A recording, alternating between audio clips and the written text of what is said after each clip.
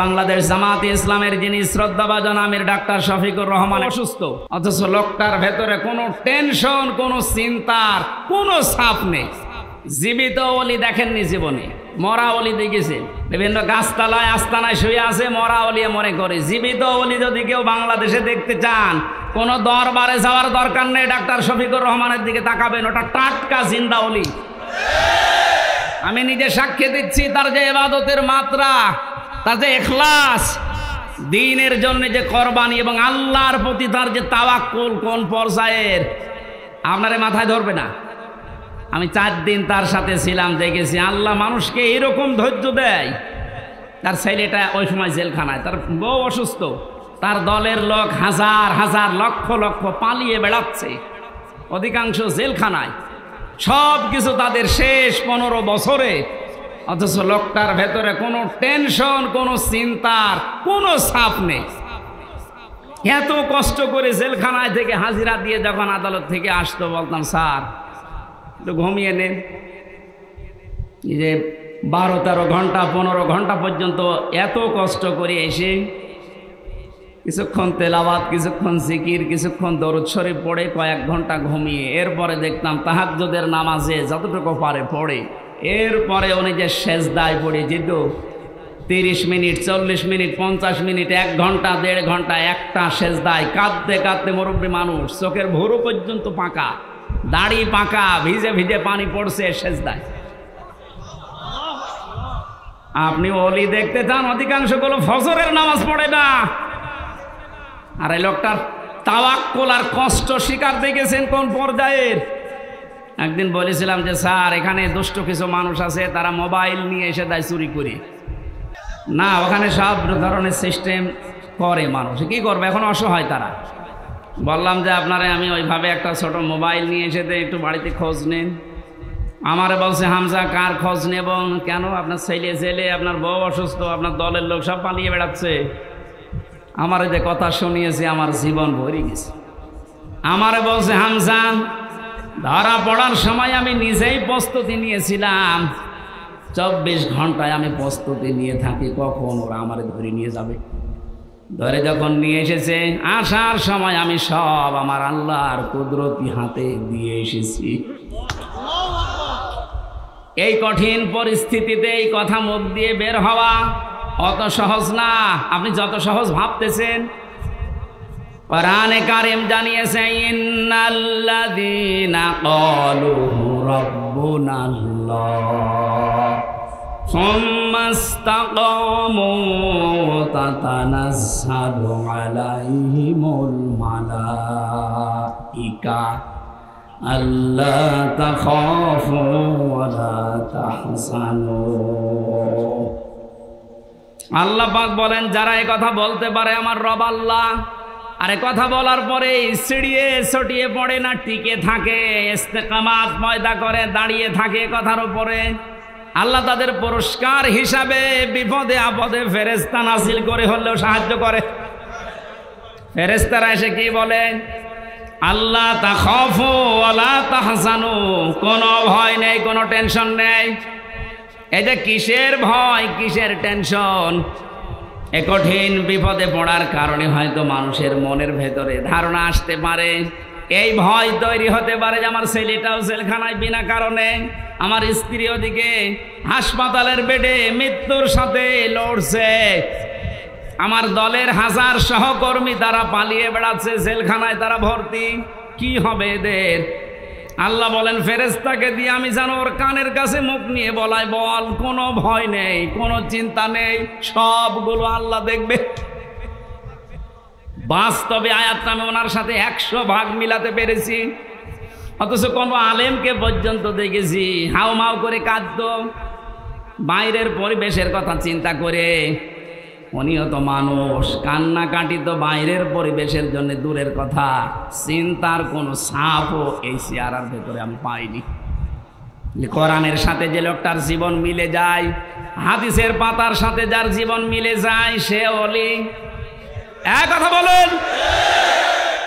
এই জন্য জালেম যারা, তাদের দুনিয়া শেষ, আখেরাতে তো আপনি আল্লাহর মামলার আসামি হয়ে বসে আছেন।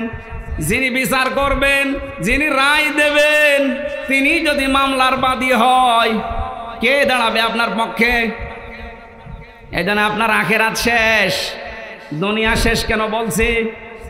কারণ জালেমদের বিরুদ্ধে যখন মজলুম কিছু বলে, ওটা সঙ্গে সঙ্গে আল্লাহর কাছে পৌঁছিয়ে যায়, কোনো পর্দা থাকে না। আজ অনেকেই সুর তুলছে যে জালেমরা যা করেছে করেছে, মাফ করে দেন না। জালেমদের মাফ করলেও আল্লাহ মাফ করবে না। আল্লাহু লা ইয়াহদিল কওমাজ জালিমিন, বহু জায়গায় আল্লাহ জানিয়েছেন ইয়াহদি, এটা মোজারে। যারা গ্রামার বসে জিজ্ঞাসা করেন বর্তমান, ভবিষ্যৎ, প্রেজেন্ট, ফিউচার, আল্লাহ বলেন জালেমদেরকে আমি পথ দেখাই না, হেদায়েত দেই না, দেবও না। আল্লাহ বলছেন আমি দিচ্ছি না, দেব না, আমি দোয়া করে করব কি? এই জন্য জালেম যারা সব যখন শেষ করেই ফেলেছেন, গর্তের ভেতরে লুকিয়েও আপনি ছাড় পাবেন না, কারণ আপনাকে আল্লাহ অপমান করবেই। এদেশে যারা বাধা দিয়েছিলেন তারা কয় আজকে আসেন তো বাধা দিতে, আসেন আজকে আসেন, আপনাকে আমি ওয়েলকাম জানাচ্ছি। কোথায় লুকিয়ে আছে সে? শেখর না শিখর? এদিকে আসেন, আজকে মাইক কেড়ে নেন তো দেখি কোন মায়ের দুধ খেয়েছেন আপনি, আসেন। আমি চ্যালেঞ্জ দিচ্ছি এই বাংলাদেশে সামনে দিন আসতেছে, কোরআনের দিন, সামনের দিন আসতেছে, হাদিসের দিন। আগস্ট মাসের 5 তারিখের আগের জরিপ ছিল আমার কাছে, এদেশের 100 জনের মাত্র 15 থেকে 16 জন মানুষ চাইতো যে কোরআন দিয়ে, ইসলাম দিয়ে এই বাংলাদেশটা চলুক। কয়জন? 100 জনের সর্বোচ্চ 15 থেকে 16 জন। অথচ 5 তারিখের পরে আজকে 4, এই 30 দিনে গতকালকে রাতের 12:30টার রিপোর্ট পেয়েছি। এই দেশে তাও যে সে রিপোর্ট করে নাই, নির্ভরযোগ্য রিপোর্ট এটা। এদেশে এখন 100 জনের 35 জন মানুষ চাচ্ছে দেশে ইসলাম দিয়ে চলুক। সময়টা একটু বৃদ্ধি হতে দেন। 100/51 মানুষ যখন চাইবে যে দেশে ইসলাম দিয়ে চলুক, কোনো মহারথী আর বাধা দিয়ে পার পাবে না। এই জন্য এখন আমাদের খুব সতর্ক, ছোটখাটো কোনো বিষয় নিয়ে যেন ঝামেলায় না জড়াই। আমার এক ওস্তাদ বলছিলেন, একটা হোস্টেলে 100 ছেলে থাকে, খাবার সকালে নাস্তা দেওয়া হয়, রুটি পাউরুটি, রুটি আর কলা। এর ভেতরে কিছু মানুষ সুর তুলেছে আমরা সকালবেলায় নাস্তা আর খাবো না, নাস্তার মেনু পাল্টাতে হবে। হোস্টেলে যিনি দায়িত্বে আছে ডাক দিয়ে বলছে ঠিক আছে আমি পাল্টাবো, তবে কে কোনটা বেশি খেতে চায়, যে বেশি হবে ওই দিকে আমি রায় দেব। ভোটের সিস্টেম করেছে, রায় যখন এসেছে 20 জন চাই ওই আগেরটাই কলা পাউরুটি, 18 জন চাই খিচুড়ি, 15 জন চাই রোল। এভাবে ভাগ করতে করতে দেখা গেল 20-এর সংখ্যা আগে যা ছিল। এবার আপনি বলেন তো 20 বাদ দিলে 100-র ভেতরে থাকে কত? আরো জোরে, 80 জন যদি সব একমত হতো, এ নাস্তার মেনু পাল্টানো সহজ ছিল না কঠিন ছিল? বাস্তবটা এখন আমাদের সামনে। এদেশে নাস্তিক, মোরতাদ, রাম, বাম, এই ইনু নুনু, এ মেনন আর কালামানিক বেশি না। এরা যা চাচ্ছে এরা খুব মিলে হলেও 20 জন হবে, আর আমরা যারা টুপিওয়ালা আমরা 80 জনের উপরে। ওই 15 জন, 18 জন, 16 জন গুলো না করে আমরা যদি সব এক হতে পারি, নাস্তার মেনু এতদিন যা চলছে এটা পাল্টানো সম্ভব। কারণ এই 53 বছরে বাবা চালিয়েছে, আমরা দেখেছি। আমি দেখি নাই, মুরব্বীরা দেখেছে, কারণ আমার তো 32। স্বামী চালিয়েছিল, আমি দেখি নাই, মুরব্বীরা দেখেছে। চাচা চালিয়েছিল, সকালে এক কথা বলতো, বিকেলে আর এক কথা। সেও দেখলাম 9 বছর। বউ চালিয়েছিল বিভিন্ন কায়দায়, ভাবিও চালিয়েছিল। এক কথা বলেন, এখন সবারটাই দেখেছি। এখন শুধু বাকি আছে এ কোরআন দিয়ে সংসদ চললে কেমন দেখা যায়। কারা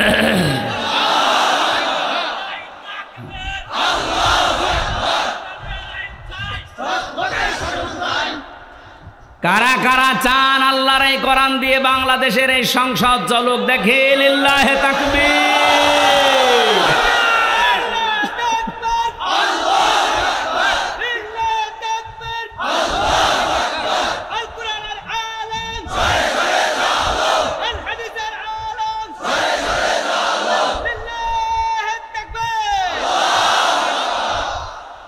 এই জন্য আমরা 80 জন যেহেতু আছি, আমরা যেন এই মত পার্থক্য ছোটখাটো বিষয় নিয়ে কেউ 15 জন, কেউ 16 জন, কেউ 18 জন, তাহলে কিন্তু ওই 20 যা এসেছে ওইটাই থেকে যাবে। এই কথা বলেন না কেন? আমরা আর কোনো ছোটখাটো বিষয় নিয়ে মত পার্থক্য করতে চাই না। আমাদের এক যে কোরআন দিয়ে সংসদ চলবে, সে চাই আসুক। এটা অনেক জালেমরা তো বুঝেছিল, পালিয়েছে। অনেক মোনাফিক এখন অনেকে মোনাফিকি করছে, বুঝতেছে, এই জন্য সুর তুলছে, না এভাবে আর চলতে দেব না, তাড়াতাড়ি তাড়াতাড়ি। কিসের তাড়াতাড়ি? আপনি কি স্বাধীন করে দিয়ে গেলেন? যারা স্বাধীন করেছে তারা যা বলবে তাদের ওটা অনুযায়ী দেশ চলবে। এদের যদি 3 মাস হয়, 3 বছর হয়, 6 বছর হয়, 10 বছর হয়, হোক, কোনো অসুবিধা নেই।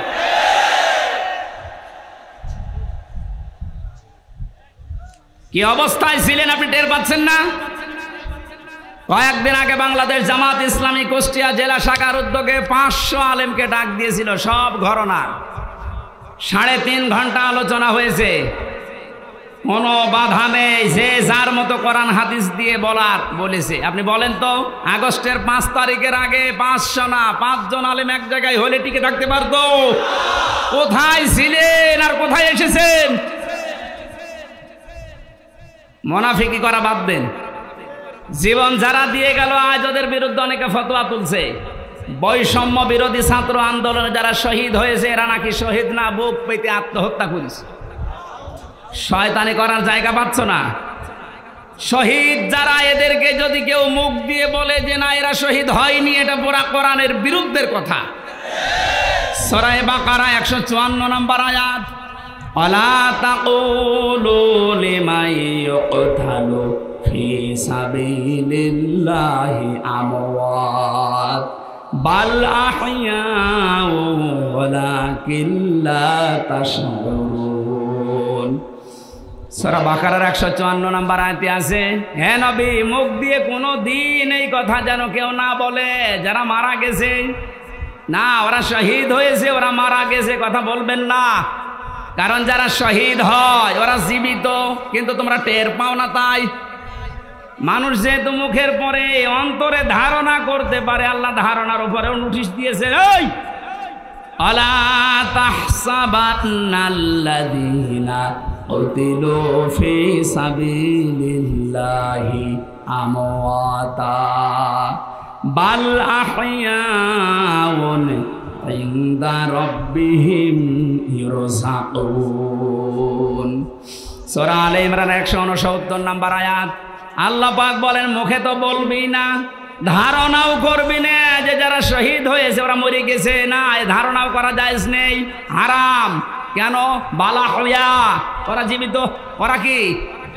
আরো জোরে বলেন, ইনদা রাব্বিহিম ইরযাকুন, তারা আল্লাহর কাছে রিজিক পাচ্ছে। আমি কয়েকদিন আগে গিয়েছিলাম শহীদ আবু সাইদ রংপুরের কবর জিয়ারতে এবং বাড়ি দেখতে। ওর বাবা এসে আসার পরে জিজ্ঞাসা করলাম, ছেলে মেয়ে কয়টা? 6টা ছেলে, এটাই ছোট ছিল। ও ছোটবেলা থেকেই প্রতিবাদী, অন্যায় দেখলে কিছু নেই হাতে, তারপরও প্রতিবাদ করত। এত বড় জুলুমের বিরুদ্ধে প্রতিবাদ করার জন্য যেটা হাতে নিয়েছিল, কোনো অস্ত্র ছিল? কি ছিল? একটা গাছের ডাল। আরে কালা মানিক বলছে না, ওর হাতে অস্ত্র ছিল। ডাল যদি অস্ত্র হয়, তুমি যে কলা পাতায় শুয়েছিল এটা অস্ত্র।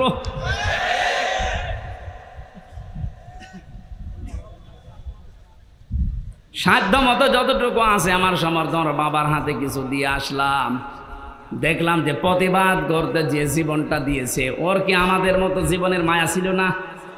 বলেন, আপনার জীবনের প্রতি যেমন মায়া আপনার সাইদের ওই রকমই ছিল। সাইদ না, সাইদ আবু সাইদ রংপুরের।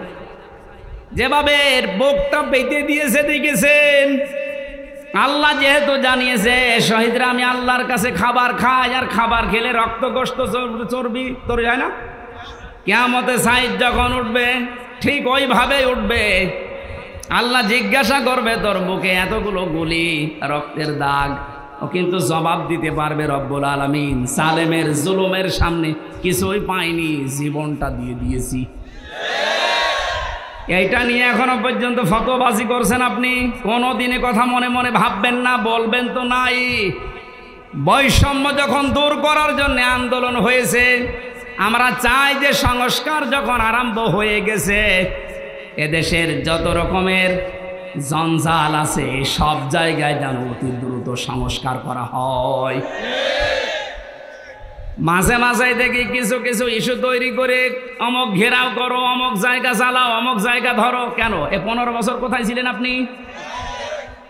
আনসারের নাম নিয়ে যারা আজ নেমেছে, 42,000 আনসার নিয়োগ হয়েছে ক বছরে, তার 32,000 হচ্ছে গোপালগঞ্জের, আর বাকি 63টা জেলা। আমরা কি ঘাস কাটছি? তার মানে বোঝা গেছে সব আপনাদের বানানো। হিন্দুদের দিয়ে আপনারা চালাতে চেয়েছিলেন বিশৃঙ্খলা তৈরি করে পৃথিবীর মানুষকে দেখাতে, হালে পানি নেয়নি। কারণ এই দেশে সংখ্যালঘু সংখ্যাগুরু বলে কিচ্ছু নেই, এগুলো সব ওই জালেমদের বানানো। ডাক্তার শফিকুর রহমান ঘোষণা দিয়েছে বাংলাদেশে কোনো সংখ্যালঘু সংখ্যাগুরু নেই। এদেশে যে জন্ম নিয়েছে সেই এই দেশের বৈধ নাগরিক। কিসের সংখ্যালঘু, কিসের সংখ্যাগুরু? এই কথা বলে জালেমরা ওদের মন থেকে এই দেশের ইসলামপন্থী মানুষদের ঘৃণা জন্মিয়েছে। ওদের দিয়ে যখন শুরু করেছিল হালে পানি নেয়নি, তারপরে শুরু করেছে আনসার দিয়ে। আরে ভাই, পুলিশ দিয়ে যদি দেশটা চলতে পারে, আনসার ছাড়া চলবে 1 আর 2। যদিও আমি পুলিশ প্রশাসনে যারা আছে তারা এখন সবাই খারাপ না, কয়েকটা লোকের জন্য আজ এই বিভাগের উপরে মানুষের যে রাগ। আমার নিচতলায় ভাড়া ছিল এক পুলিশ, 5 তারিখের পর থেকে কোথায় যে গেছে আল্লাহ জানে আর ও জানে। কারণ ওখানে 14 জন মারা গেছে আমার বাড়ির সামনে, পুলিশ এইভাবে অস্ত্র ঠেকিয়ে মেরেছে। এজন্য মানুষের এত রাগ, থানা পদ পুড়িয়েই দিয়েছে। জানিয়েছে যদি ওই সাহেব আলী নামে যে দারোগাটা, ওরে যদি পাই, ও যেমন গুলি করে করে মেরেছে, ওরে আমরা পিটিয়ে একেবারে আনারের মতো 14 টুকরা 15 টুকরা। ভয়তে আজও পালিয়েছে, কালও পালিয়েছে। কিন্তু আমার বাড়িতে যে ছিল, ও ছিল রাস্তার পুলিশ, ওই ট্রাফিক পুলিশ, কিন্তু ওই ভয়ে পালিয়েছে। এই প্রশাসনের এর উপরে এখনো পর্যন্ত আমাদের যাদের ক্ষোভ, সবার জন্য না, যেই কয়জনের নির্দেশে এই গণহত্যা হয়েছে, এদের কারণে এই বিভাগটা নষ্ট হয়ে গেছে। মানুষ এদের উপর আস্থা আনতে কিছু সময় লাগবে, কিন্তু যারা এর জন্য দায়ী, আমরা এই টপ টু বটন যেই কয়জন এদের শাস্তি দাবি করছি, এরা বহু মানুষের বুক খালি করেছে। এদের জন্য আয়না ঘরে হাজার হাজার মানুষের হাড় পাওয়া যাচ্ছে। আপনার বিবেক জীবনও সায় দেবে না যদি আয়না ঘরের দৃশ্য দেখেন। একটা মানুষ এত শক্ত হতে পারে? আমার সাথে যে আলেমটা ছিল মুফতি ফখরুল ইসলাম, মানে মাঝে মাঝে রাতের বেলা দেখতাম কেঁপে উঠছে। কি ভাই, কি হয়েছে? বলছে ভাই আমার ওই আয়না ঘরের কথা মনে হয় মাঝে মাঝে।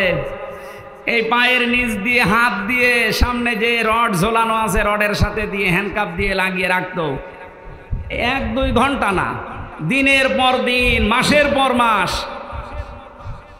আমার মাঝে মাঝে মনে হতো আল্লাহ এই দুনিয়াতে মনে হয় সবচাইতে বড় নিয়ামত একটু শুয়ে থাকা। এটা যে কত বড় নিয়ামত আমি ওই ঘরে থেকে বুঝতে পেরেছি। টয়লেট করার জন্য মানুষ মাত্র 1.5 মিনিট সময় দিত, খাবার খেতে দিত কয়েক মিনিট, তাও খাবার নাকি মনে হচ্ছে কে মাখিয়ে দিয়েছে।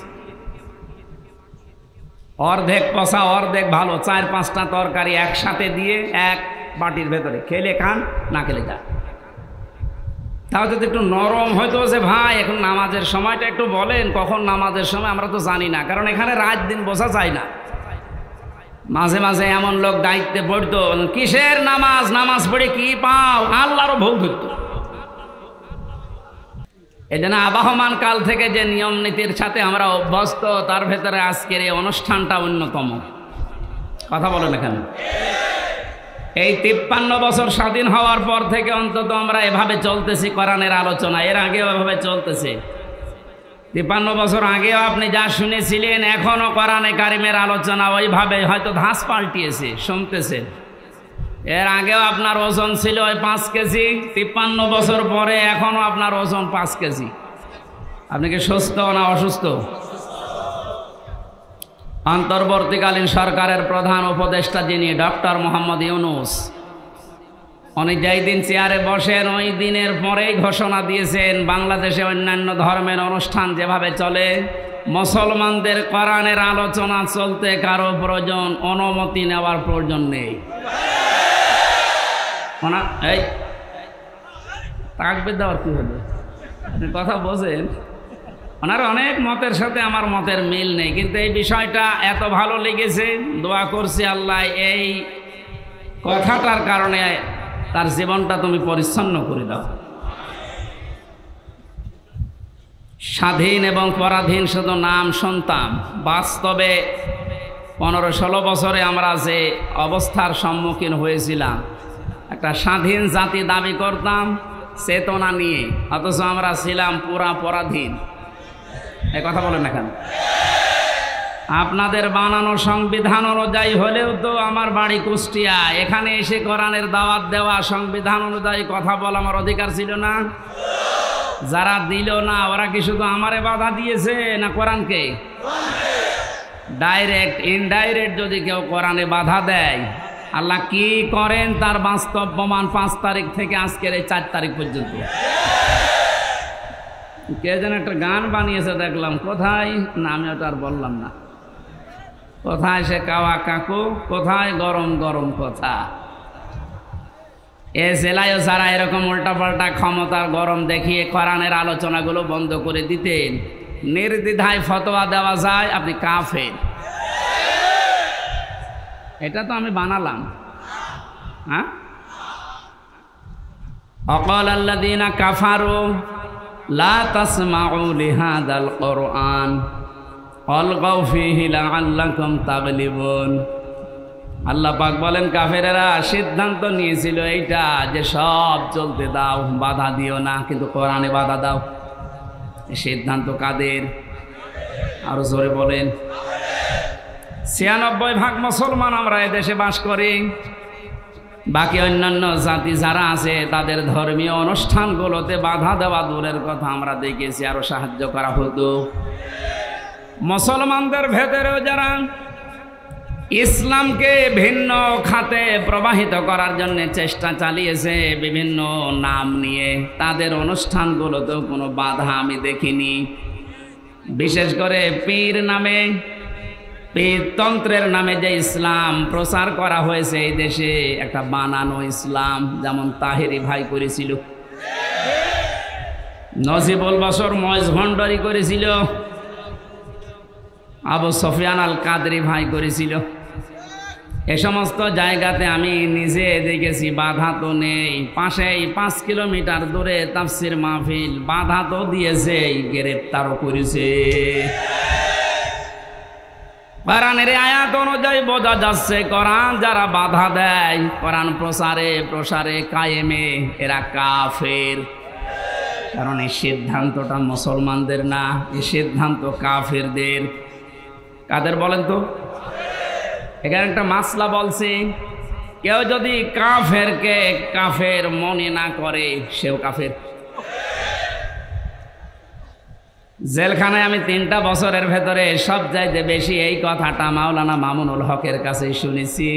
উনি মাঝে মাঝে বলতেন, হামজা যদি বাইরে যেতে পারি কোনো কাফেরের জানাজায় যাব না, কবরেও যাব না। বলতাম ভাই আপনি এই বিষয়টা নিয়ে তো বেশি কথা বলেন। দেখো কোরআনে কারিমে আল্লাহ জানিয়েছেন, ওয়ালা তুসাল্লি আলা আহাদিম মিনহুম মাতা আবাদাউ ওয়ালা তাকুম আলা কবরি ইলা আখিরি আয়াত। সূরা তাওবার 84 নম্বর আয়াতের প্রথম অংশে আছে আল্লাহ পাক বলেন, হে নবী এরা মারা গেলে এদের কবরের পাশে দাঁড়ানো দূরের কথা, এদের জানাজার নামাজ পড়া দূরের কথা, আপনি এর পাশ দিয়েও যাবেন না। যদিও তাকুম আলা কবরের ব্যাখ্যা দুইটা পেয়েছি তাফসিরে। কাফেরের কবরের পাশ দিয়েও হেঁটে যাবেন না এবং কবরের পাশে দাঁড়াবেনও না, কারণ জায়গাটা গজবের। কিসের? কাফেরকে যেখানে মাটিতে রাখা হয় ওই জায়গাটা গজবের হয়ে যায়। এর প্রমাণ আবু জেহেলের কবর। বদরের ময়দান দেখতে গিয়েছিলাম, যিনি আমার সাথে ছিল ওই দেশের আমারে বলছে, এই যে বিশাল কবরস্থান এটা সাহাবীদের, 14 জন সাহাবী শহীদ হয়েছিল, এখানে সবাই আছে। পাশে এই বিশাল খেজুর বাগান, এই পাশে একটা গর্তের মতো কুয়ার মতো দেখালো যে এই জায়গায় 14 জন কাফেরকে, 70 জন কাফেরকে এক জায়গায় মাটি দেওয়া। আমার বলছে হুজুর এটা শয়তানের কবর। শয়তান মানে আবু জেহেলের। ওরে তো আর আদর করে এভাবে মাটি দেয়নি, ওরে লুব্ধ করে দিয়েছে। যে কথাগুলো আমাকে জানিয়েছে তার ভেতরে দুইটা গুরুত্বপূর্ণ। এক নম্বরে বলে হুজুর এখানে কিন্তু বহু পানি আসে, যে পাশে যে কুয়া, গ্যালন গ্যালন পানি উঠতেছে এখান থেকে। আশ্চর্যের বিষয়, এখানে পানি আসার পরও কোনো গাছ আজ পর্যন্ত জন্মায় না। পাশে দেখেন খেজুর বাগান, কি তরুতাজা খেজুর ধরেছে। আপনার কি মনে হয় ওকে আল্লাহ আপেল খাওয়াচ্ছে? হ্যাঁ, আর কবরে আল্লাহ আগুন লাগিয়েছে, এত হট এত গরম, এর জন্য ওখানে কিছু জন্মই নেয় না, জায়গাটা গজবের জায়গা হয়ে গেছে। কাবা শরীফ তাওয়াফ করার পরে উপর দিয়ে ঘুরছিলাম, হঠাৎ দেখি আমার পেটে ব্যথা করছে। এক পুলিশকে ডাক দিয়ে বললাম, ভাই এতক্ষণ তো ভালোই ছিলাম, এখন আমার পেটে ব্যথা করছে, কি করব? আমরা বলছে ইয়া হাজি উল হজ্জা, তাই না বিলা দোকান। ও হাজি, দেশ কোথায়? জি তুমি বাংলাদেশ। বাংলাদেশ থেকে এসেছি। ওর ভাষা দিয়ে আমারে বলছে, হাজি সাহেব আপনি জানেন না এটা কোন জায়গা? না তো। আবু জেহেলের বাড়ি। আপনি এখনো পায়খানা না করে দাঁড়িয়ে আছেন, তাড়াতাড়ি যান। সত্যি কথা বলছি, কাজ সেরে এসে দেখে আমার পেটের ব্যথা ভালো হয়ে গেছে। আল্লাহ আমাকে জানাতে চেয়েছে, হামজা ওই সময় 4.5 লাখ করে টাকা লাগতো, এত টাকা খরচ করে সেই দেশ থেকে আসলে এখানে আরে শয়তানের মুখে পায়খানা না করে চলে যাবা, তাড়াতাড়ি করো। এত ঘৃণিত, এত নিকৃষ্ট, এত অপমানজনক জায়গা, এ জায়গাকে আল্লাহ তুলনা দিয়েছে ইন্টারন্যাশনাল পায়খানা। এখন এ কথা বলেন না কেন? আমি 3টা কারণ পেয়েছি। 1 নম্বরে আবু জেহেল ছিল জুলুমকারী, জালেম। ও যে বহু এতিমের সম্পদ জুলুম করে আত্মসাৎ করে ফাঁকি দিয়ে খেয়েছে, তার জীবনী পড়লে পাবেন। 2 নম্বরে ছিল স্বৈরাচার। 3 নম্বরে মানুষটা পৃথিবীর সবচাইতে শ্রেষ্ঠ মানুষ মুহাম্মদুর রাসূলুল্লাহকে কষ্ট দিয়েছে। এই 3টা কারণ পড়েছি আমি তাফসিরে। কোরআনে কারীম জানিয়েছে, ওয়াল্লাযীনা ইয়াউযুনা রাসূলাল্লাহি লাহুম আযাবুন আলীম। সূরা তাওবার 60 নম্বর আয়াতের শেষের দিকে আছে, আল্লাহ পাক বলেন যে মানুষগুলো দুনিয়াতে আমার রসুলকে কষ্ট দিচ্ছে, দেবে। ইউযুনা না দিয়ে আল্লাহ আযা দিতে পারতেন, মাঝের সিগা দিলে অর্থ হয়ে যেত, কিন্তু আল্লাহ ইউযুনা দিলেন কেন? বর্তমান, ভবিষ্যৎ, প্রেজেন্ট, ফিউচার, 2টা কাল নিয়ে শব্দটা গঠন করা। তাফসিরে কাবীর আল্লামা ফখরুদ্দিন রাজি রহমতুল্লাহ আলাইহি ব্যাখ্যায় লিখেছেন। এই এরপরে কথা বলেন কোন কারণে? এদিকে তাকান। মুফাসসির বলেন আল্লাহ পাক ইউযুনা দেওয়ার পেছনে 7টা কারণ লিখেছে। আমি সবগুলো না বললেও একটা বলছি। তিনি যেহেতু কিয়ামত পর্যন্ত থাকবেন না, থাকবেন, উনি তো দুনিয়া থেকে বিদায় নিয়েছে, তাহলে ইউযুনা দেওয়ার কারণ কি? প্রথম কারণ লিখেছে কিয়ামত পর্যন্ত রাসূলুল্লাহ থাকবে না, কিন্তু রাসূলুল্লাহর ওয়ারিসরা থাকবে। বিশ্বনবীকে কষ্ট দিলে যেমন আযাবুন আলীম এ ঘোষণা আছে, নবীর ওয়ারিসদেরকে কেউ যদি কষ্ট দেয়, মাস্ট বি আল্লাহ ওই রকম আযাবই কিয়ামত পর্যন্ত পাঠাতেই থাকবে।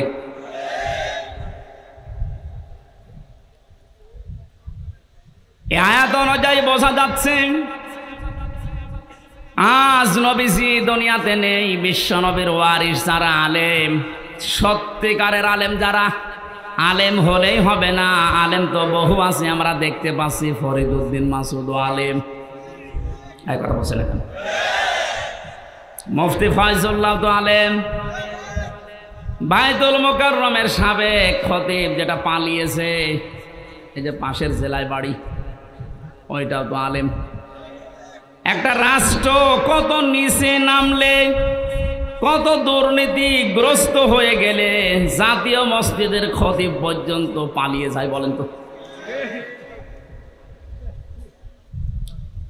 জাতীয় মসজিদের খতিব পর্যন্ত যদি পালিয়ে যায়, এ দেশে আর বাকি থাকার কথা? আপনি তাকান, যারা যারা এভাবে কষ্ট দিয়েছে দিচ্ছে, সবগুলো তো পালিয়েছে। কোরআনে যারাই বাধা দিয়েছে, আজ তারা এই দেশের জনগণের টার্গেট হয়ে গেছে। কেন টার্গেট হচ্ছে? কোরআনে কারিম থেকে শোনেন। এই এদিকে তাকান, জায়গাটা ভেজা না? কষ্ট হচ্ছে। যে ইবাদতে কষ্ট বেশি, ওই ইবাদতে সওয়াব বেশি হয়। এই জন্য একটু সহ্য করেন। সূরা আলে ইমরান 4 নম্বর পারা 12 নম্বর পৃষ্ঠার 9 নম্বর 7 নম্বর লাইনের 178 নম্বর আয়াত। এটা রব্বুল আলামিন বলেন, ওয়ালা ইয়াহসাবান্নাল্লাযীনা কাফারু আন্নামা নুমলি লাহুম খায়রুল লিআনফুসিহিম ইন্নামা নুমলি লাহুম লিয়াজদাদু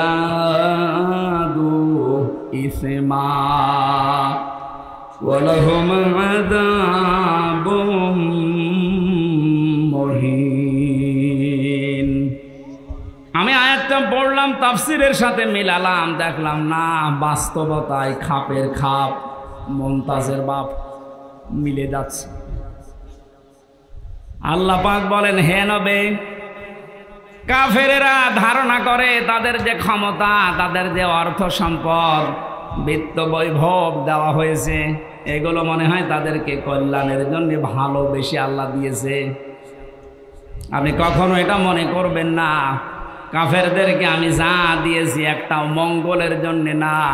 এ ক্ষমতার চেয়ারে বসিয়ে এদেরকে দিয়ে জুলুম করায়, অত্যাচার করায়, এই কারণে, কারণ যেন ওদের পাপের বোঝা পরিপূর্ণ হয়ে যায়। এদেশের জালেমদের অবস্থার দিকে তাকান তো, পাপের বোঝা পরিপূর্ণ হওয়ার পরে আল্লাহ কিন্তু ধরেছে। এই 15-16 বছর বহু মহারথী চেষ্টা করেছিল জালেমদের বিপক্ষে, এক চুলও নড়াতে পারে নাই। আপনি কি মনে করছেন বিডিআর হত্যায় কারো কোনো হাত ছিল না? সব এখন বের হচ্ছে। এখন তিনি স্বরাষ্ট্র মন্ত্রণালয়ের দায়িত্বে আছে, আজকে ঘোষণা দিয়েছে সব আমি বের করব। এটা তার ফেরেশতা এসে ঘটায়নি। আমি 3 বছর জেলে থাকা অবস্থায় বহু বিডিআর কি পেয়েছি। এই মানুষগুলোর কথা শুনলে যত কঠিন হৃদয়ের মানুষও মন নরম হয়ে যাবে, অথচ জালেমদের মন নরম হয়নি। পঞ্চগড়ের এক মুরব্বীকে পেয়েছিলাম, উনি আমার মাঝে মাঝে বলতেন, হুজুর আমার আর 1 মাস পরে আমার চাকরি শেষ হয়ে যেত, কিন্তু বিনা কারণে এই যা 14 বছর আমি আটক অবস্থায় আছি। আপনি এই লোকটা কিয়ামতে যদি বিচার দেয়, আপনি কি জবাব দেবেন? অন্যগুলো বাদই দিলাম, ওই 1টা 2টা না, আমি প্রায় 12টা-13টা বিষয় সামনে আনতে পেরেছি। সর্বশেষ 2024-এর 1000-এর ওপরে গণহত্যা।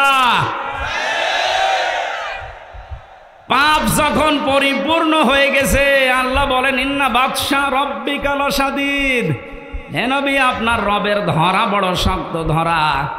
আমি এমনিতেই কাউকে কিছু বলি না, কিন্তু যারে ধরি ওরে আর ছাড়ি না।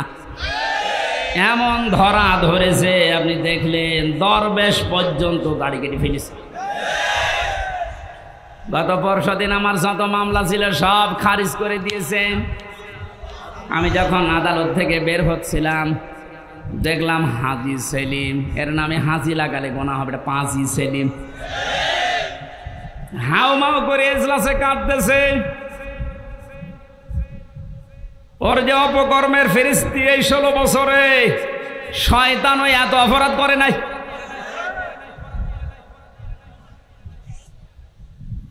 এমন ধরা আল্লাহ ধরেছে, অপমান কারে বলে আয়াতের শেষে ছিল আলাহুম আযাবুম মুহিন। আল্লাহ পাক বলেন আমি তাদেরকে অপমানজনক শাস্তি দেব, যেটার বাস্তব প্রমাণ কালামানিক। এরকম অপমান মনে হয় ফেরাউনও হয়নি। ফেরাউন ডুবে মরে গেছে, কিন্তু ওর বিসি হলে এর বিসি পর্যন্ত শেষ। আর কি হারাবেন আপনি? আমার মানে বিসি না উড়ে গোড়া থেকে উড়ে গেলে ভালো হইতো। যতগুলো অপমান আমরা দেখতে পেলেন, এই যে হারুন আঙ্কেল 3 ইঞ্চি, এই লোকটা অপমান হওয়ার পেছনে আমি যতটুকু দেখেছি, আমার সাথে ওই ছোট হুজুরটা ছিল প্রথমে 2 মাস, ওই যে মাদানি রফিকুল ইসলাম মাদানি মাওলানা আমারে বলছিল হামজা ভাই, ভাই বলে এই জন্য কারণ ওর বয়স আমার বয়স সেম সেম, দেখতে ছোট কিন্তু বয়স আছে। এখন তোর বয়স 30 আর আমার 32। আমারে বলছে হামজা ভাই আমারে রিমান্ডের নামে নিয়ে গেল আমার হাতের ছিলে, রাত 12:30টা 1টার দিকে 2 পাশে ব্লক করে পুরা উলঙ্গ করেছে। আমার 1 টুকরা কাপড় আমার শরীরে নেই, হাফ প্যান্ট ছিল ওইটাও খুলে নিয়েছে। আমার হাতে একটা সিগারেট ধরিয়ে দিয়েছেন, পাশে একটা অর্ধ উলঙ্গ মহিলা কোত্থেকে নিয়ে এসে দাঁড় করিয়ে ছবি তুলছে, বলছে এটা সকালে ছড়িয়ে দেব, মানুষ বুঝবে যে হুজুর কত খারাপ।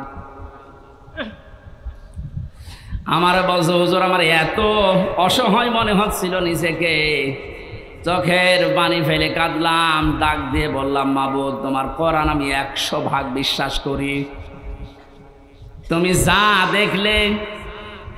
যা দেখলে যা শুনলে আমি তো জানি, আমি কিচ্ছু জানি না বিষয়। আমাকে যে প্রশ্নগুলো করে এর সাথে আমি ন্যূনতম জড়িত না। সন্ত্রাস বিরোধী আইনে মামলা দিয়েছে উল্টাপাল্টা করে। এক এসআইকে ডাক দিয়ে বললাম ভাই আমার সাথে আপনারা যা করছেন, রাস্তা তো ব্লক করা, কেউ আসতে পারে না, হারুন স্যার কি জানে? ওই এসআই বলছে হারুন স্যার জানে না মানে উনি তো করাচ্ছে। আকাশের দিকে মুখ দিয়ে বললাম মাবুদ তোমার আরশের দিকে আমি মুখ করে আমি ছোট হই, কিন্তু আমি একজন আলেম, আমি এখন মজলুম। আর নবীজি জানিয়েছেন শোনো আমাকে যেভাবে অপমান করেছে যার নির্দেশে, তাকে তুমি কিছু দেখিও। আল্লাহ দেখিয়েছেন জীবিত অবস্থায় 3 ইঞ্চি, মহিলারা পর্যন্ত এখন জিকির করছে 3 ইঞ্চি 3 ইঞ্চি। আর কত নিচে নামাবে বলেন? এ তো গেল 3 ইঞ্চির হিসাব। আমার মনে হয় যে চেহারা এখনো লুকিয়ে আছে, যদি রাস্তাঘাটে জনগণ পার পিটিয়ে মেরে ফেলবে। এই জালেমকে যদি কেউ সাহায্য করে, কথা দিয়ে, সমর্থন দিয়ে, সাপোর্ট দিয়ে, সে আল্লাহর নবীর দল থেকে খারিজ হয়ে কাফের হয়ে যায়। কত বড় ভয়ঙ্কর কথা, তিরমিজি হাদিস। কেউ যদি জালেমকে সাহায্য করে, সহযোগিতা করে, কথা দিয়ে, সাপোর্ট দিয়ে, যেভাবেই হোক যদি জালেমকে কেউ সহযোগিতা করে, নবীজি জানিয়েছেন সে আমার উম্মত থাকে না। বাংলার মুসলমানেরা নবীর উম্মতের বাইরে যারা, তারা কি? আরো জোরে নাম ধরা লাগবে। আর সুতরাং জুলুমের সাথে যারা জড়িত ছিলেন, বাংলাদেশ জামাত ইসলামের শ্রদ্ধাভাজন আমির ডাক্তার শফিকুর রহমান ঘোষণা দিয়েছেন আমরা সাধারণভাবে আমাদের কোনো অভিযোগ নেই, আমাদের রাজনৈতিক দল হিসাবে যত জুলুমের শিকার মাফ করে দিলাম। কিন্তু ব্যক্তিগতভাবে যদি কেউ জুলুমের শিকার হয়ে থাকে আর ও যদি প্রতিশোধ নিতে চায়, ওই পরিমাণ আমাদের পক্ষ থেকে বাধা নেই। সেই হিসাবে আমি যেহেতু ভিকটিম, আমরা মাটির নিচে রেখেছিল আয়না ঘর, শুধু আপনি নাম শুনেছেন, আর আমি ছিলাম ওখানে 3টা বছর আমাকে ফাঁসির কন্ডেম সেলের ভেতরে তালাবদ্ধ করে 24 ঘন্টা আটক রাখতো সিসি ক্যামেরা দিয়ে। কেউ যেন আমার সাথে কথাও না বলে, দেখাও না করে, এমনকি কারারক্ষী দু একটা একটু ভালো ছিল, সবাই তো একরকম না। দু একজন এসে যদি একটু সালাম দিত, ওই যে উপর থেকে ক্যামেরা লাগানো, ওর চাকরি পর্যন্ত চলে যাবে, এইরকম সিস্টেম করেছিল। এত কড়াকড়ি আপনি কেন করলেন? এই জুলুমের সাথে যারা নিযুক্ত ছিল, টপ বটন যেই কয়টা, যেহেতু পরশুদিন আমার মামলা পুরাটা আদালত খারিজ করে দিয়েছে, কোনো দোষ আমার পাইনি, তাহলে বোঝা যাচ্ছে বিষয় আমি কিছু জানি না, আমি পুরা নিরপরাধ। কথা বলেন না কেন? নিরপরাধ মানুষকে যারা বেকার 3টা বছর শাস্তি দিল, তাদের বিরুদ্ধে এখন এরকম 3 বছরের শাস্তি আমিও চাই। এখানে কাউন্টার টেররিজমে যারা আছে, কাউন্টার টেররিজমে যারা আছে, এই যে মনিরুল, আসাদুজ্জামান,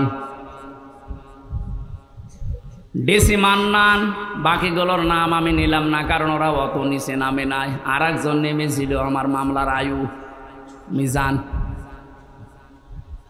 গত পরশুদিন আমি কল দিয়েছিলাম যে মামলা তো সব শেষ হয়ে গেল, খারিজ করে দিয়েছে আদালত। বিচারপতি ওটা দেখে বলছে কি দিয়ে বিচার করব, কোনো মাল ম্যাটারেস নেই, যা সব বাদ। ওনারে বললাম এতদিন পর্যন্ত ওনারে স্যার বলতাম, এখন দেখি আমার মোবাইল পেলে আমার উল্টা করে স্যার বলছে, হাও মাও করে কান্না কাটে, বলে কি করা লাগবে হুজুর বলেন, আমার কোনো দোষ নেই। দোষ নেই তে আমারে ধরার পরে আমার বাবার কাছ থেকে 10 লাখ টাকা খেয়েছিস, ওই টাকা ফেরত দে। সবচাইতে বড় বিষয়, যেহেতু আদালতের মাধ্যমে আমি নির্দোষ প্রমাণ হয়েছে, আমার কোনো দোষ নেই, 3টা বছর আমার জীবন থেকে যারা নষ্ট করেছেন, এর সাথে যারাই জড়িত ছিলেন, তাদেরও জীবন থেকে আমি 3 বছর নষ্ট করতে চাই। এইটাই নাই বিচার। এটা যদি আপনি না করেন, আগামীতে যারা আসবে এরকম হাজার ও হামজার নামে ওরা কারণে অকারণে মিথ্যা সত্য মিলিয়ে মামলা দিয়ে বছরের পর বছর আটক করে রাখবে। এই জন্য যে মানুষগুলো 5 বছর 7 বছর 10 বছর জেলে থাকার পরে কোনো দোষ পায় না, শেষে খালাস দিয়ে দেয়, এর সাথে যারা জড়িত মামলার আয়ু থেকে শুরু করে উপর পর্যন্ত প্রত্যেকের বিচারের আওতায় আনা লাগবে। কোন কারণে কিছুই পেলি না, ওর 10টা বছর নষ্ট করলি, তুই বড় জালেম। জালেমের কথা এই কারণে বলছি, এই কারণে শব্দটা শুনতে যত সহজ মনে হচ্ছে, বিষয়টা অত সহজ না। জালেম আল্লাহর কাছে এত ঘৃণিত, এত নিন্দিত, এত খারাপ, আল্লাহ নিজে বলেন আমি জালেমের বিরুদ্ধে নিজে বাদী হয়ে মামলা দেব। সূরা শুরা 42 নম্বর আয়াত, 25 নম্বর পারার 6 নম্বর পৃষ্ঠার 13 নম্বর লাইনে আছে, ইন্নামাস সাবিলু আলাল্লাযিনা ইয়াযলিমুনান নাস, ইলা আখিরি আয়া। আল্লাহ পাক বলেন অবশ্যই আমি আল্লাহ মামলা দেব। ওই আল্লাহ নিজে মামলা দায়ের করবে, নিজে কেস করবে, নিজে অভিযোগ দায়ের করবে ওই সমস্ত মানুষদের বিরুদ্ধে, ইয়াজলিমুনান নাস, যারা মানুষ হয়ে মানুষের উপরে জুলুম করেছেন। জালেম যারা, এটা রেকর্ড হচ্ছে, আপনিও শুনতেছেন, যেখানে লুকিয়ে আছেন কান খাড়া করে শোনেন। জালেম যারা, তাদের দুনিয়াও শেষ, আখিরাতও শেষ। আপনার আর বাঁচার মতো কোনো লাইন নেই যতক্ষণ পর্যন্ত এই মাজলুমরা মাফ না করবে। আর আমার তো যতটুকু বাস্তবতায় ধারণা আমি দেখেছি, বাংলাদেশের 18 কোটি মানুষও যদি আপনাকে মাফ করে দেয়, আয়না ঘরের সাথে যারা জড়িত ছিলেন, ব্যারিস্টার আরমানের বউ আপনাকে মাফ করবে না।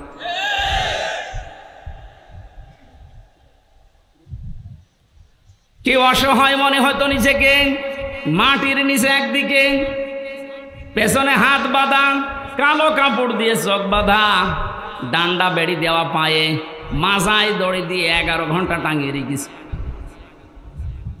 তাও যদি একটা অপরাধ করতাম মেনে নিতে পারতাম, কিচ্ছু জানি না ওই বিষয়ে। কোন পাগল কোন ছাগল নাকি সে সিরাজগঞ্জ থেকে গেছে সংসদ ভাঙবে একটা কাঁচি নিয়ে, তারে পুলিশে ধরেছে, এই এখানে কে, সংসদ ভেঙে ফেলবো। কাঁচি দিয়ে সংসদ ভাঙা যায়? বম মারলে ওড়ে না, আর তুমি কাশি নিয়ে এসেছো। ও নাকি বলেছে যে আমি হুজুরের ওয়াজ শুনে উদ্বুদ্ধ হয়ে সংসার ভাঙতে এসেছি। কোন হুজুর? আমি রামজা, ধরে নিয়ে আই। এই যে আমার অপরাধ। আমি বারবার বলার চেষ্টা করেছি 164-এ ম্যাজিস্ট্রেটের কাছে, স্যার আমার ওয়াজ আপনার মোবাইলও আছে, আপনি দেখেন তো আমি কোন ওয়াজ করলাম যে আমার ওয়াজ শুনে উদ্বুদ্ধ হয়ে সংসদ ভাঙতে গেল। বলে আমার হাত বাঁধা, কিছু করার নেই। বিচার ব্যবস্থা কোথায় নামিয়েছেন আপনি? এই ব্যবস্থার কারণে হাজার হাজার মানুষের জীবন নষ্ট করেছেন, দুনিয়া থেকে পর্যন্ত বিদায় করে দিয়েছেন। হাজী সেলিমের যে টর্চার সেল পুরান ঢাকায়, ওখানে নাকি মাটির নিচে যেখানে অত্যাচার করতো ওখানে অনেক হাড় গোড় পাওয়া যাচ্ছে, তার মানে অনেক মানুষের মৃতদেহ আছে। আর শয়তান কালকে দেখলাম কাঁদতেছে এজলাসে, আমি কিছু জানি না। জানি না মানে ওরা ডিম দেওয়া দরকার। জালেমদের কোনো ছাড় নেই। যারা এই জালেমদের সহযোগী ছিল একটাকেও যেন ক্ষমা করা না হয়। 1628 জন মানুষ দায়িত্বে ছিল। মেন জালেম যে, তার পক্ষে ছিল 1628 জন চেয়ারধারী লোক। এদের একটারও বিচার না করে ছাড় দেওয়া যাবে না। যদি ছাড় দিয়ে দেন আগামীতে কিন্তু এই জুলুম আবার আসবে। এই জন্য বাংলাদেশ জামাতে ইসলামের যিনি শ্রদ্ধাভাজন আমির ডাক্তার শফিকুর রহমান একটা ঘোষণা দিয়েছে, আমরা এক জালেমের কাছ থেকে মুক্ত হয়ে আর কোনো জালেমকে দেখতে চাই না। এ কথাটা অনেকেই নিজের গায়ে পেতে নিয়েছে। আরে ভাই, উনিকে আপনার নাম ধরে বলেছে, তাহলে আপনি নিজে জুলুম করবেন এরকম আশায় আছেন, এই কারণে নিজের নামের দিকে নিয়ে নিচ্ছেন।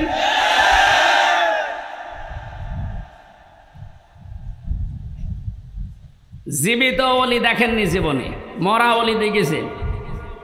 বিভিন্ন গাছতলায় আস্তানায় শুয়ে আছে, মরা ওলি মনে করে। জীবিত ওলি যদি কেউ বাংলাদেশে দেখতে চান, কোনো দরবারে যাওয়ার দরকার নেই, ডাক্তার শফিকুর রহমানের দিকে তাকাবেন, ওটা টাটকা জিন্দা ওলি। আমি নিজে সাক্ষী দিচ্ছি, তার যে ইবাদতের মাত্রা, তার যে ইখলাস, দ্বীনের জন্য যে কোরবানি এবং আল্লাহর প্রতি তার যে তাওয়াক্কুল কোন পর্যায়ের, আপনারে মাথায় ধরবে না। আমি 4 দিন তার সাথে ছিলাম, দেখেছি আল্লাহ মানুষকে এরকম ধৈর্য দেয়। তার ছেলেটা ওই সময় জেলখানায়, তার বউ অসুস্থ, তার দলের লোক হাজার হাজার লক্ষ লক্ষ পালিয়ে বেড়াচ্ছে, অধিকাংশ জেলখানায়। সব কিছু তাদের শেষ 15 বছরে, অথচ লোকটার ভেতরে কোনো টেনশন, কোনো চিন্তার কোনো ছাপ নেই। এত কষ্ট করে জেলখানায় থেকে হাজিরা দিয়ে যখন আদালত থেকে আসতো, বলতাম স্যার একটু ঘুমিয়ে নেন।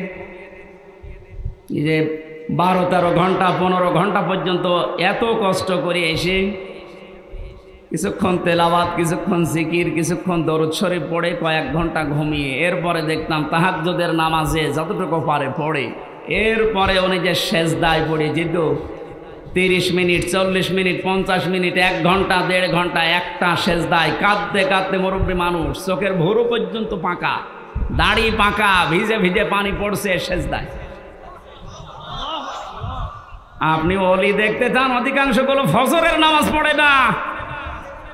আর এই লোকটার তাওয়াক্কুল আর কষ্ট শিকার দেখেছেন কোন পর্যায়ের। একদিন বলেছিলাম যে স্যার, এখানে দুষ্ট কিছু মানুষ আছে, তারা মোবাইল নিয়ে এসে দেয় চুরি করে। এটা রেকর্ড হচ্ছে তো, এই জন্য গোপন কথা বলা যাচ্ছে না। ভেতরে আবার ঝামেলা বেড়ে যাবে না। ওখানে সব ধরনের সিস্টেম করে মানুষ, কি করবে এখন, অসহায় তারা।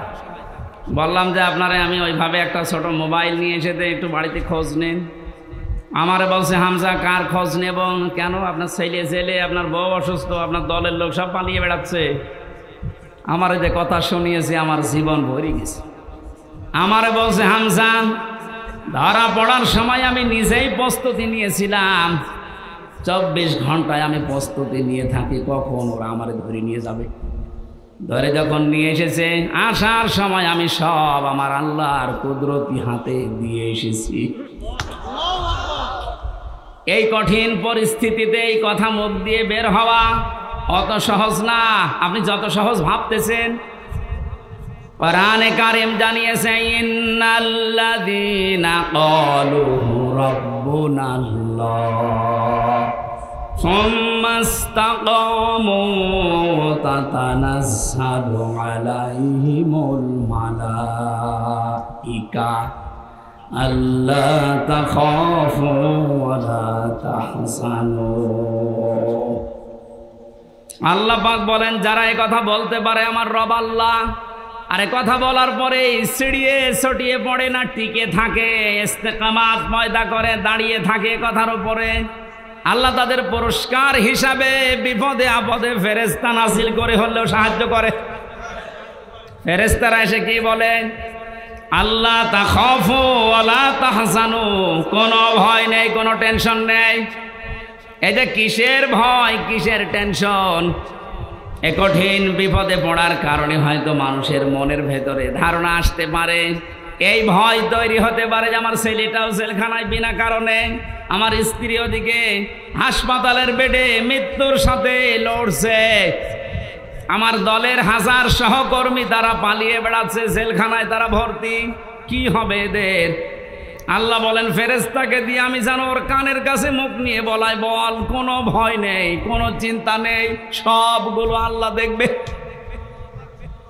বাস্তবে আয়াতটা আমি ওনার সাথে 100 ভাগ মিলাতে পেরেছি, অথচ কোনো আলেমকে পর্যন্ত দেখেছি হাউমাউ করে কাঁদতো বাইরের পরিবেশের কথা চিন্তা করে।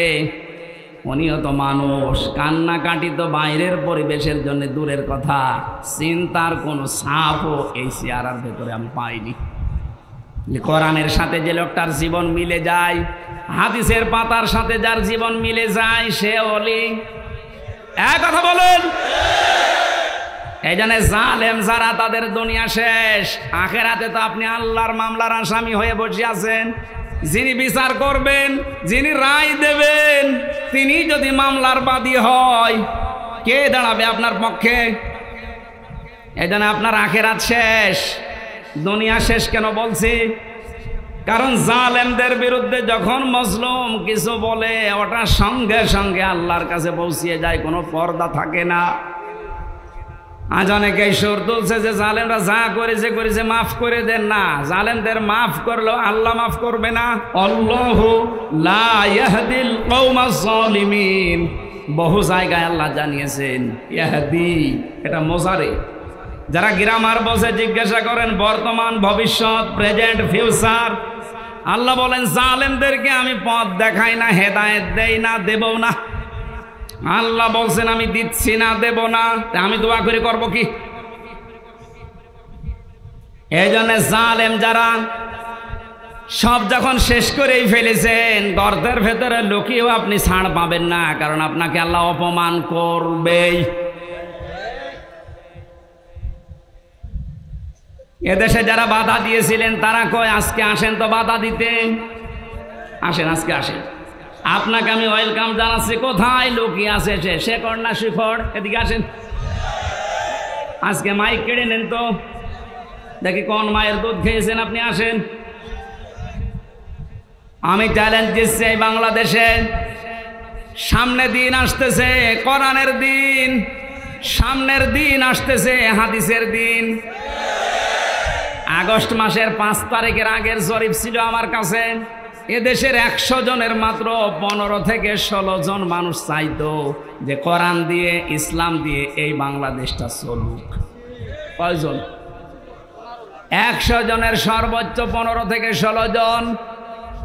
অথচ 5 তারিখের পরে আজকে 4, এই 30 দিনে, গতকালকে রাতের 12:30টার রিপোর্ট পেয়েছি এই দেশে, তাও যে সে রিপোর্ট করে নাই, নির্ভরযোগ্য রিপোর্ট এটা।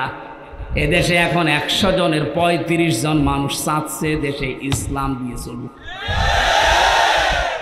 সময়টা একটু বৃদ্ধি হতে দেন।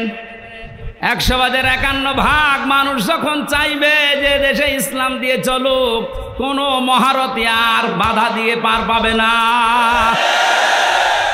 এই জন্য এখন আমাদের খুব সতর্ক, ছোটখাটো কোনো বিষয় নিয়ে যেন ঝামেলায় না জড়াই।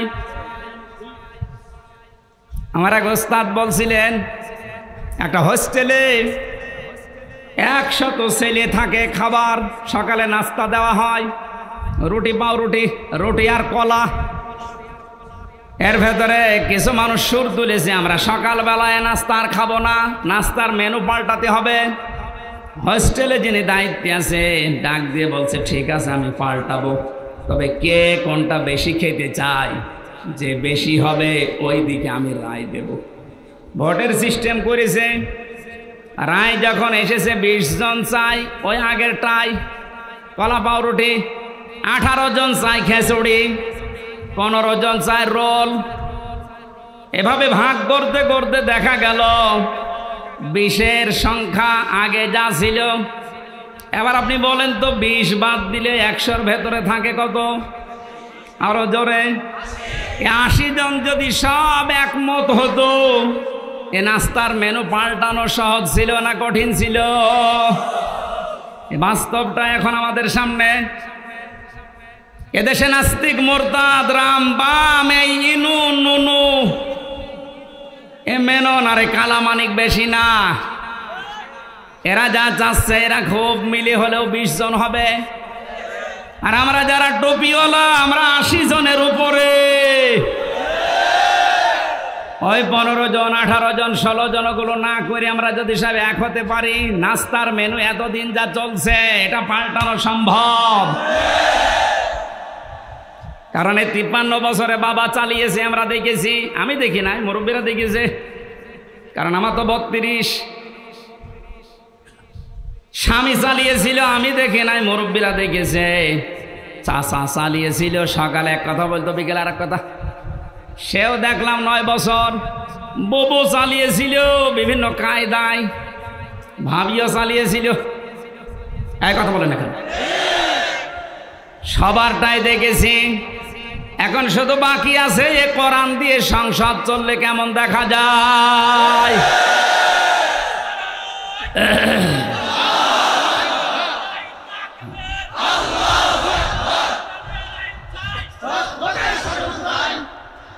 কারা কারা চান আল্লাহর এই কোরআন দিয়ে বাংলাদেশের এই সংসদ চলুক? দেখে লিল্লাহে তাকবীর।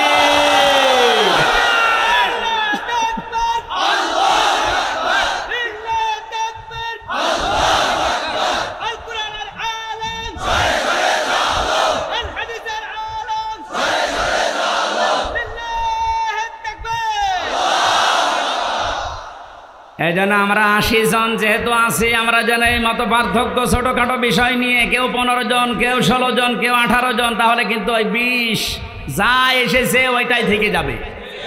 এই কথা বলেন না কেন? আমরা আর কোনো ছোটখাটো বিষয় নিয়ে মত পার্থক্য করতে চাই না। আমাদের এক যে কোরআন দিয়ে সংসদ চলবে, সে চাই আসুক। এটা অনেক জালেমরা তো বুঝেছিল, পালিয়েছে। অনেক মোনাফিক এখন অনেকে মোনাফিকি করছে, বুঝতেছে, এই জন্য সুর তুলছে, না এভাবে আর চলতে দেব না, তাড়াতাড়ি তাড়াতাড়ি। কিসের তাড়াতাড়ি? আপনি কি স্বাধীন করে দিয়ে গেলেন? যারা স্বাধীন করেছে তারা যা বলবে তাদের ওটা অনুযায়ী দেশ চলবে। এদের যদি 3 মাস হয়, 3 বছর হয়, 6 বছর হয়, 10 বছর হয়, হোক, কোনো অসুবিধা নেই।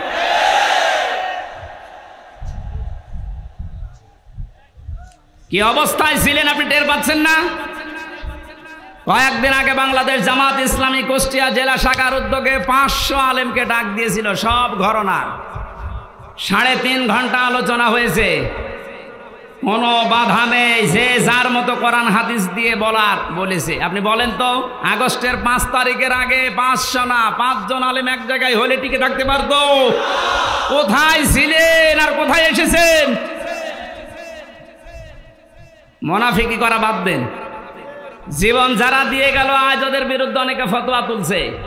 বৈষম্য বিরোধী ছাত্র আন্দোলনে যারা শহীদ হয়েছে এরা নাকি শহীদ না, বুক পেতে আত্মহত্যা করেছে।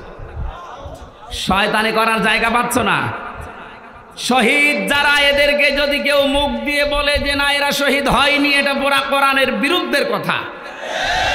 সূরা বাকারা 154 নম্বর আয়াত, ওয়ালা তাকুলু লিমান ইউকতালু ফি সাবিলিল্লাহি আমওয়াত বাল আহইয়াউ ওয়ালাকিন লা তাশউরুন। সূরা বাকারার 154 নম্বর আয়াতে আছে, হে নবী, মুখ দিয়ে কোনো দিন এই কথা যেন কেউ না বলে যারা মারা গেছে না, ওরা শহীদ হয়েছে, ওরা মারা গেছে কথা বলবেন না। কারণ যারা শহীদ হয় ওরা জীবিত, কিন্তু তোমরা টের পাও না। তাই মানুষ যেহেতু মুখের পরে অন্তরে ধারণা করতে পারে, আল্লাহ ধারণার উপরেও নোটিশ দিয়েছে, এই আলা তাহসাবান্নাল্লাযীনা কুতিলু ফি সাবিলিল্লাহি আমওয়াতা বাল আহইয়াউন ইনদা রাব্বিহিম ইরযাকুন। সূরা আলে ইমরান 169 নম্বর আয়াত। আল্লাহ পাক বলেন, মুখে তো বলবি না, ধারণাও করবি না যে যারা শহীদ হয়েছে ওরা মরে গেছে। না, ধারণাও করা জায়েজ নেই, হারাম। কেন? বালা হইয়া, ওরা জীবিত। ওরা কি? আরো জোরে বলেন, ইনদা রাব্বিহিম ইরযাকুন, তারা আল্লাহর কাছে রিজিক পাচ্ছে। আমি কয়েকদিন আগে গিয়েছিলাম শহীদ আবু সাঈদ রংপুরের কবর জিয়ারতে এবং বাড়ি দেখতে। ওর বাবা এসে আসার পরে জিজ্ঞাসা করলাম, ছেলে মেয়ে কয়টা? 6টা ছেলে, এটাই ছোট ছিল। ও ছোটবেলা থেকেই প্রতিবাদী, অন্যায় দেখলে কিছু নেই হাতে, তারপরও প্রতিবাদ করত। এত বড় জুলুমের বিরুদ্ধে প্রতিবাদ করার জন্য যেটা হাতে নিয়েছিল, কোনো অস্ত্র ছিল? কি ছিল? একটা গাছের ডাল। আরে কালা মানিক বলছে না, ওর হাতে অস্ত্র ছিল। ডাল যদি অস্ত্র হয়, তুমি যে কলা পাতায় শুয়েছিল এটা অস্ত্র।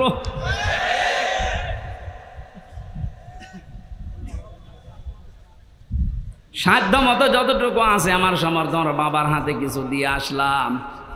দেখলাম যে প্রতিবাদ করতে যে জীবনটা দিয়েছে, ওর কি আমাদের মতো জীবনের মায়া ছিল না?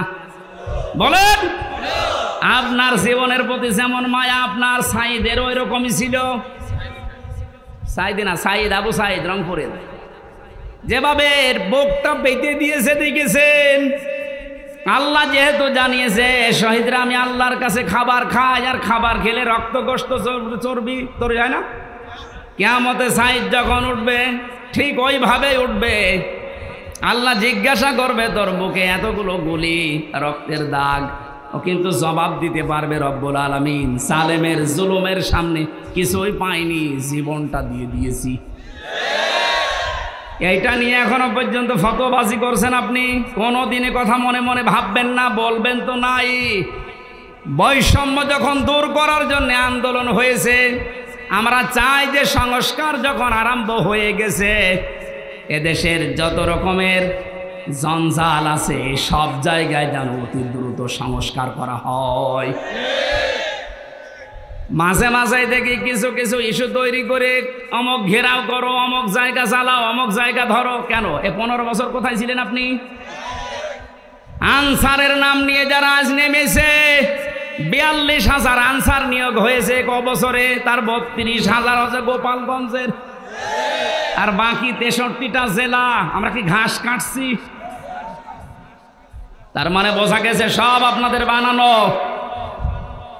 হিন্দুদের দিয়ে আপনারা চালাতে চেয়েছিলেন বিশৃঙ্খলা তৈরি করে পৃথিবীর মানুষকে দেখাতে, হালে পানি নেয়নি। কারণ এই দেশে সংখ্যালঘু সংখ্যাগুরু বলে কিচ্ছু নেই, এগুলো সব ওই জালেমদের বানানো। ডাক্তার শফিকুর রহমান ঘোষণা দিয়েছে বাংলাদেশে কোনো সংখ্যালঘু সংখ্যাগুরু নেই। এদেশে যে জন্ম নিয়েছে সেই এই দেশের বৈধ নাগরিক। কিসের সংখ্যালঘু, কিসের সংখ্যাগুরু? এই কথা বলে জালেমরা ওদের মন থেকে এই দেশের ইসলামপন্থী মানুষদের ঘৃণা জন্মিয়েছে। ওদের দিয়ে যখন শুরু করেছিল হালে পানি নেয়নি, তারপরে শুরু করেছে আনসার দিয়ে। আরে ভাই, পুলিশ দিয়ে যদি দেশটা চলতে পারে, আনসার ছাড়া চলবে 1 আর 2। যদিও আমি পুলিশ প্রশাসনে যারা আছে তারা এখন সবাই খারাপ না, কয়েকটা লোকের জন্য আজ এই বিভাগের উপরে মানুষের যে রাগ। আমার নিচতলায় ভাড়া ছিল এক পুলিশ, 5 তারিখের পর থেকে কোথায় যে গেছে আল্লাহ জানে আর ও জানে। কারণ ওখানে 14 জন মারা গেছে আমার বাড়ির সামনে। পুলিশ এইভাবে অস্ত্র ঠেকিয়ে মেরেছে। এজন্য মানুষের এত রাগ, থানা পদ পুড়িয়েই দিয়েছে। জানিয়েছে যদি ওই সাহেব আলী নামে যে দারোগাটা, ওরে যদি পাই, ও যেমন গুলি করে করে মেরেছে, ওরে আমরা পিটিয়ে একেবারে আনারের মতো 14 টুকরা 15 টুকরা। ভয়তে আজও পালিয়েছে, কালও পালিয়েছে। কিন্তু আমার বাড়িতে যে ছিল ও ছিল রাস্তার পুলিশ, ওই ট্রাফিক পুলিশ, কিন্তু ওই ভয়ে পালিয়েছে। এই প্রশাসনের এর উপরে এখনো পর্যন্ত আমাদের যাদের ক্ষোভ সবার জন্য না, যেই কয়জনের নির্দেশে এই গণহত্যা হয়েছে এদের কারণে এই বিভাগটা নষ্ট হয়ে গেছে। মানুষ এদের উপর আস্থা আনতে কিছু সময় লাগবে, কিন্তু যারা এর জন্য দায়ী আমরা এই টপ টু বটন যেই কয়জন এদের শাস্তি দাবি করছি। এরা বহু মানুষের বুক খালি করেছে, এদের জন্য আয়না ঘরে হাজার হাজার মানুষের হাড় পাওয়া যাচ্ছে। আপনার বিবেক জীবনও সায় দেবে না যদি আয়না ঘরের দৃশ্য দেখেন। একটা মানুষ এত শক্ত হতে পারে? আমার সাথে যে আলেমটা ছিল মুফতি ফখরুল ইসলাম, মানে মাঝে মাঝে রাতের বেলা দেখতাম কেঁপে উঠছে। কি ভাই কি হয়েছে? বলছে ভাই আমার ওই আয়না ঘরের কথা মনে হয় মাঝে মাঝে। এই পায়ের নিচ দিয়ে হাত দিয়ে সামনে যে রড ঝোলানো আছে রডের সাথে দিয়ে হ্যান্ডকাপ দিয়ে লাগিয়ে রাখতো, 1-2 ঘন্টা না, দিনের পর দিন, মাসের পর মাস। আমার মাঝে মাঝে মনে হতো আল্লাহ এই দুনিয়াতে মনে হয় সবচাইতে বড় নিয়ামত একটু শুয়ে থাকা। এটা যে কত বড় নিয়ামত আমি ওই ঘরে থেকে বুঝতে পেরেছি। টয়লেট করার জন্য মানুষ মাত্র 1.5 মিনিট সময় দিত, খাবার খেতে দিত কয়েক মিনিট, তাও খাবার নাকি মনে হচ্ছে কে মাখিয়ে দিয়েছে। অর্ধেক পচা অর্ধেক ভালো 4-5টা তরকারি একসাথে দিয়ে এক বাটির ভেতরে, খেলে খান না খেলে যান। তাও যদি একটু নরম হয়তো যে ভাই এখন নামাজের সময়টা একটু বলেন, কখন নামাজের সময় আমরা তো জানি না, কারণ এখানে রাত দিন বোঝা যায় না। মাঝে মাঝে এমন লোক দায়িত্বে পড়তো, কিসের নামাজ, নামাজ পড়ে কি পাও, আল্লাহরও ভুল ধরতো। যেই কয়জন মানুষের দ্বারা আজ পুলিশ প্রশাসনের রাগ ঝাল অনেকে মিটাচ্ছে, এই কয়জন মানুষের শাস্তি আমরা দাবি করছি, সবার না। এখন অনেক কনস্টেবল, অনেক এএসআই লাইভ করে বলছে আমাদের জীবনটা নষ্ট হয়ে গেছে এই কয়েকটা শুকরের বাচ্চার কারণে। যাদের নাম বলছে আজকের লাইভ দেখলাম, বেনজিরের নাম বলছে, এই আব্দুল্লাহ মামুনের নাম বলছে, বাকি শহীদ বলছে ধরা পড়েছে, 8 দিনের রিমান্ড দিয়েছে। আমার মনে হয় আমার সাথে রিমান্ডে যে আচরণ করেছে ওর সাথেও করা হোক। এদের নির্দেশে হাজার হাজার মানুষ, 1000-এর উপরে মানুষ বাংলাদেশে মারা গেছে এই 14 তারিখ 5 তারিখের আগ পর্যন্ত। আপনি টের পাচ্ছেন কোথায়? আর এখনো পর্যন্ত অনেকে জালেমের প্রশংসা করছে যে কি করেছে টের পাচ্ছেন না। চলেন আপনারা নিয়ে যায়, 10 দিন থাকেন আপনি ওই ঘরের ভেতরে। অনেকে না বুঝে আবার এই দেশ থেকে এখনো পর্যন্ত বুকে সাহস বাঁধতেছে, ভিডিও কলে কথা বলছে, আপা ঘাবড়াবেন না, আপনি ঘাবড়ালে আমরা নরম হয়ে যাই। আপনি আবারও শক্ত হতে চাচ্ছেন?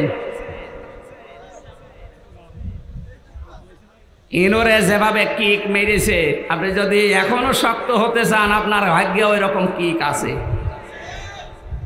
না। জালেমরা আর মাথা উঁচুকে দাঁড়াতে পারবে না এই দেশে, কারণ কোরআনের ঘোষণা হচ্ছে জালেমরা অতি শীঘ্রই তাদের জুলুমের জন্য কাঁদবে। কালকে আমি হাউমাউ করে কাঁদতে দেখলাম পাঁচি সেলিমকে। এই জন্য কোনো মানুষ জুলুম করবেন না, খুব মারাত্মক অপরাধ এটা। এর চাইতে বড় অপরাধ আর দুনিয়ায় নেই, তার দুনিয়াও শেষ, আখিরাতও শেষ। আল্লাহ আমাদেরকে যেন কোনো জুলুম করা থেকে বাঁচান, সে পারিবারিক জীবনের জুলুম হোক, সামাজিক জীবনের জুলুম হোক, রাজনৈতিক জীবনের জুলুম হোক, সব জুলুম থেকে আল্লাহ আমাদের রক্ষা করেন, বলেন আমিন। দরুদ আর সালাম পাঠের মাধ্যমে আজকের তেলাওয়াতকৃত আয়াত সূরা মাআরিজ কয়েকটা আয়াত পড়েছি। আমার আলোচনার বিষয় হচ্ছে মুক্তিপণ। আমার বাবাকে যেমন মুক্তিপণ নিতে চেয়েছিল 10 লাখ দেন, নয়তো 50টা মামলা দেব, এরকম মুক্তিপণ সামনে আসতেছে।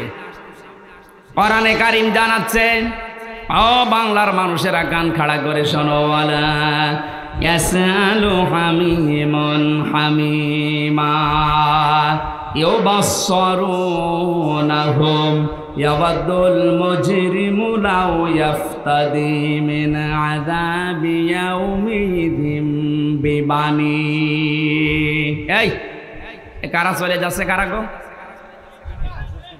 প্রসাবের জন্য গেলে যান, বাকি ভালো লাগছে না এই মনে করে যদি কেউ কোরআনের আলোচনা ছেড়ে চলে যান, আপনি টাটকা নির্ভেজাল মুনাফিক। এই জন্য প্রসব পায়খানার জন্য যান, বাকি জন্য যাবেন।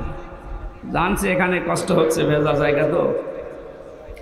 আল্লাহ পাক বলেন কোন শহীদ শহীদের পরিচয় দিতে চাইবে না, যদিও তাদেরকে সম্মুখে হাজির করা হবে, বন্ধু বন্ধুর পরিচয় দেবে না। এমনকি অনেক মানুষ আছে নিজের অপরাধ ঢাকতে মুক্তিপণ হিসাবে বাঁচার জন্য নিজের সন্তান পর্যন্ত আল্লাহর কাছে বলবে আল্লাহ মুক্তিপণ হিসাবে দিয়ে দিলাম। বলেন নাউজুবিল্লাহ। আয়াতটা পড়ার পরে আমার ছোট মেয়েটা এই যে ফারিহা জান্নাতের সাথে আমি মিলিয়েছিলাম, আল্লাহ বলেন সন্তানও পর্যন্ত মানুষ দিতে চাইবে, অথচ আল্লাহ রসুলের পরে এই পৃথিবীতে সবচাইতে বেশি মহব্বত ভালোবাসা আমার এই ফারিহার উপরে। এত ভালোবাসা জেলখানায় থাকার পর ওর বেশি বেড়ে গেছে, কারণ ওরে আমি 1 বছর রেখে গিয়েছিলাম, এখন 4 বছর বয়স ওর। এত ভালোবাসা জন্মিয়েছে, ওরে চোখের আড়াই করলে বারবার মোবাইলে আমি দেখে নেই। অথচ আল্লাহ বলছে ফারিহাকে হামজা কিয়ামতে আল্লাহর কাছে বলবে আল্লাহ এইটাও দিয়ে দিলাম, আমাকে ছাড় দেন। সাহিবাতিহি ওয়া আখি, মানুষ তার নিজের স্ত্রীকে নিজের ভাইকে বলবে আল্লাহ এগুলো দিয়ে দিলাম। অফাসিলাতিহিল্লাতি তুবি, নিজের জ্ঞাতি গোষ্ঠী নিজের দলের লোক, রাজনৈতিক আশ্রয় যারা, সামাজিক আশ্রয় যারা, পারিবারিক আশ্রয় যারা তাকে দিত, এই গোষ্ঠীর লোক পর্যন্ত মানুষ বলবে আল্লাহ সব দিয়ে দিলাম। অমাং ফিল আরদি জামিআ, দুনিয়ায় যত সম্পদের মালিক ছিলাম সব আমি দিয়ে দিলাম, আমারে আপনি বাঁচান। এ কথা মানুষ বলবে। এ সাক্ষী দিচ্ছে কে বলেন তো? আরো জোরে বলেন। আজটা কালকে আমি আরো বেশি বিশ্বাস করে ফেলেছি, এখনো বিশ্বাস ছিল আগেও। এই পাজি সেলিমের যে কান্নাকাটি হাউমাউ করে জজের সামনেও যা করছিল, আমার মনে হচ্ছিল যদি ও বলতে পারতো, কথা তো বলতে পারে না, নৌকা বলতে গেলে হৌকা বলে, মুখ দিয়ে কথা এরকম বের হয় না। ও যদি কথা ভালোভাবে বলতে পারতো তাহলে বলতো জজ সাহেব আমার যত সম্পদ আছে সব আমি দিয়ে দিলাম, আমার এই মামলা থেকে মুক্তি দেন। কিয়ামতের ময়দানে তো মানুষের বিরুদ্ধে মামলা হবে, কি হবে বলেন বলেন। এই মামলা থেকে, অভিযোগ থেকে অব্যাহতি পাওয়ার জন্য মানুষ নিজের সন্তান, স্ত্রী, ভাই, জ্ঞাতি গোষ্ঠী, সম্পদাদি সব দিতে চাইবে, বিনিময়ে চাইবে যে আমারই মুক্তি দেন। আল্লাহ বলেন কাল্লা ইন্নাহা লাযা, কখনোই না, তোর আমি লাজাই দেব। ও মাগুরাবাসী, লাজা কি? এটা জাহান্নামের একটা দরজার নাম। জাহান্নামে একটা দরজা 7টা, তার 3 নাম্বার দরজার নাম হচ্ছে লাজা। এত ভয়ঙ্কর, এত কঠিন এই জায়গাটা, আল্লাহ নিজে পরিচয় দিচ্ছেন নাজ্জাআতাল লিশাওয়া। এখানে প্রবেশ করার সঙ্গে সঙ্গে মানুষের চামড়া খুশি যাবে। আমি কিছু ভয়ঙ্কর জায়গা দেখেছিলাম, রিমান্ড আমাকে নিয়েও গিয়েছিল যে এই জায়গায় মানুষের নখ তোলা হয়, এখানে মানুষকে মেশিনের ভেতরে দিয়ে পানির সাথে মিশিয়ে দেওয়া হয়, কিন্তু চামড়া সঙ্গে সঙ্গে খসে যায়, এরকম কোন জায়গা আমার নজরের সময় পড়েনি। অথচ আয়াত দ্বারা আল্লাহ জানিয়েছেন নাজ্জাআতাল লিশাওয়া। কি করেন কি এগুলো মোনাজাতের আগে দেওয়া যায় না? আরে ভাই যা করে আমি তো দেখেন, যাবো তো জায়গা মতো।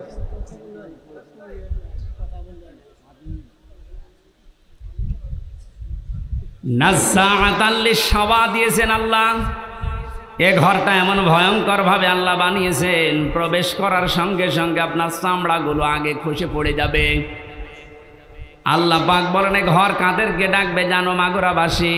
তাদউ মান আদবারা ওয়া তাওয়াল্লা। এই লাজা নামে জাহান্নামের দরজা দিয়ে আল্লাহ তাদেরকে প্রবেশ করাবে, আর এই দরজা তাদেরকেই ডাকতে থাকবে যারা সত্যের আহ্বান শোনার পরে অহংকার করে ঘাড় ঘুরিয়ে এদবার করে চলে গেছে। আর বাংলাদেশে এই প্রকৃতির মানুষ বেশি।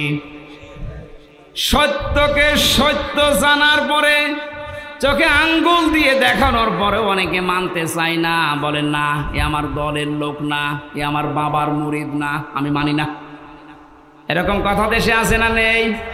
তাহলে এ দেশের মানুষের জন্য লাজা নামক যে জাহান্নামের দরজা, এখানে প্রবেশ করার সম্ভাবনা বাংলাদেশে অনেক বেশি।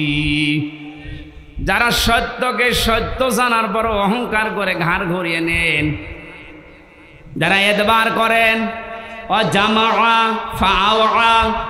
যারা সম্পদ আদি জমা করে রাখে আর এগুলো সংরক্ষণ করা যায় কোন কায়দায়, সেই চিন্তা ভাবনায় মেতে থাকে। তাকান বাংলাদেশের দিকে, টাকা রাখার জায়গা হয়নি, বানিয়েছে বেগমপাড়া। ও মনে করেছিল এটা আমার সংরক্ষিত থাকবে, জমা করার পদ্ধতি দেখেছেন। একটা প্রকল্প চালু করেছে, 10 কোটি টাকা, 2 কোটি খরচ করে 8 কোটি খায়। একবারে তো হয় না, 4-5 বার করে ওইটা করে। যেখানে 10 কোটি টাকা হলে হয়ে যাওয়ার কথা, সেখানে 32 কোটি টাকা লাগায়। এভাবে টাকা পয়সা এমন ভাবে ওরা জমা করে, জায়গা পায় না তখন বাইরের দেশে রাখে, সুইস ব্যাংকে রেখে আসে। এই চরিত্র যাদের ছিল, এই মানুষগুলোকে লাজা ডাকবে। কি হয়েছে আপনার এই সম্পদ দিয়ে? কি হয়েছে আপনার এই সম্মান দিয়ে? এখন যে অপমান আল্লাহ আপনাকে করেছে, আপনার সম্পদও কাজে আসছে না, আরো সম্পদগুলো বিপদের কারণ হয়ে দাঁড়িয়েছে। এখান থেকে আমাদের শিক্ষা নেওয়া দরকার, সামনে যারা এ পৃথিবীতে আসবে তারা যেন ওই রকম চরিত্রের না হয়। কথা বলেন ঠিক কিনা? কিন্তু যে মানুষগুলো দিনের জন্য জমা করেছিল, একদিকে দুনিয়া জমা করা আর একদিকে ইসলাম জমা করা, যে মানুষগুলো দিন জমা করেছিল, এই দেশে দিন প্রসারে দিন কায়েমে ভূমিকা রেখেছিল, তারাও তো জমা করেছিল। আল্লামা সাইদির নাম বলছে, আমি নিজে দেখেছি লোকটাকে, 10টা দিন আমি 10 মিনিট ছিলাম ওনার সাথে। এ মানুষটার যে আমল আখলাক আর যে হাসি, ওনাকে অনেকে বলছে মরে গেছে না, মরান, উনি শহীদ হয়েছে, কারণ ওনাকে মেরে ফেলা হয়েছে। ওনার মুখের ওই হাসি প্রমাণ করে যে ওনারে মেরে ফেলা হয়েছে। এর পিছনে আন্তর্জাতিক কিছু ষড়যন্ত্র আছে। যারা মেরেছেন যদি সত্যতা প্রমাণ করতে চান, ওই ডাক্তার মোস্তফা জামানকে নিয়ে আসেন। ওরা ডিম দেওয়া লাগবে না, শুধু ডিম দেখাবেন, সব বলে ফেলবে। কথা বলে না কেন? সুতরাং কোরআনের পাখিকে যারা বলেন, ভাবেন, মনে মনে করেন উনি মরে গেছে না, মরা না, উনি শহীদ হয়েছেন, উনি জীবিত, উনি আল্লাহর কাছে কিয়ামত পর্যন্ত খাবার পাবে। আর জালেম যারা, আপনি কি করলেন? আপনার দুনিয়াও শেষ, এই সম্পদগুলো এখন দুদুকে ধরবে, হিসাব দিতে দিতে তো মরবেন, আর পরকাল তো আপনার শেষই। কারণ কত মানুষের সম্পদ আত্মসাৎ করেছেন, এদের জবাব দিতে দিতে আপনার পরকাল শেষ। আল্লাহ আমাদের ওইরকম জীবন যেন না দেন, বলেন আমিন। পারিবারিক জীবন নিয়ে কয়েকটা জিনিস আমি ওখান থেকে নোট করেছিলাম জেলখানায়। তার ভেতর অন্যতম কারণ, ওখানে আমি দেখেছি অধিকাংশ মানুষের মামলাগুলো সাধারণ যারা, সব পারিবারিক জীবনের কারণে। হয় বউ পিটিয়েছে, নাই যৌতুকের কারণে, নাই বউ মেরে ফেলেছে। এখন যিনি জল্লাদ আছে কেন্দ্রীয় কারাগারে, যে ফাঁসি দেয়, আগে তো শাহজাহান জল্লাদ ছিল, এখন যে দায়িত্বে আছে ইলিয়াস, এই লোকটা 17 বছর ছিল সৌদি আরবে। এরপরে এখন 22 বছর পর্যন্ত ওর জেল। প্রথমে ফাঁসি ছিল, ওখান থেকে এখন যাবজ্জীবন জেল। 30 বছর বয়সে না 35 বছর বয়সে যেন জেলখানায় ঢুকেছে। 35 আর 17 আর 22 কত হয়? আমারে মাঝে মাঝে দেখা করতে এসে বলতো, হুজুর জীবনটা শেষ করে ফেলেছে এই মেয়ে লোকটার কারণে। বিয়ে করেছিলাম বড় আশা নিয়ে, বাড়িতে আসার পরে আমার মার সাথে বর কোনো মিল নেই, কিছু হলেই ঠোকামুখি করে, আর আমারে বলে আলাদা হওয়া লাগবে। মাকে, আর আমার বোন ছিল, বোনকে কিছু দিলেই ওর চোখ টাটায়। মা বোন যারা এসেছেন, আপনাদের মন আপনি উদার করবেন। আপনার নিজের মা, নিজের ভাই, নিজের বোনের জন্য যদি আপনার স্বামী খরচ করে, আপনি আরো বাহবা দেন যে হ্যাঁ খুব ভালো মানুষ। আর স্বামীকে যে ছোটবেলা থেকে 25 বছর 30 বছর পর্যন্ত ওর পেছনে শ্রম দিল, ওই মা বাবা ভাই বোনের পেছনে একটু খরচ করলে আপনার চোখ টাটায়, আপনি মানুষ। নবীজি বলেন, কোন স্ত্রী যদি চায় যে তার স্বামী বেশি দিন বেশি থাক, তার হায়াত বেড়ে যাক, তার সম্পদ, তার সম্মান দুনিয়ায় বেড়ে যাক, তাহলে সেই স্ত্রী যেন মাঝে মাঝে স্বামীকে বারবার অনুরোধ করে, স্বামী তুমি আর যাই করো অন্তত রক্তের সম্পর্কগুলো ঠিক রাখো। কিন্তু এইরকম বউ এখন ঘরে ঘরে নেই। মা বোনেরা যারা এসেছেন, শুধু নামাজ পড়া রোজা করার কালো বোরকা পরা এবাদত না, এটা পারিবারিক জীবনের এবাদত। এই এবাদতটা আজ বাংলাদেশের 100টার 98টা পরিবারে নেই। বেশি বলে ফেললাম না? এটাই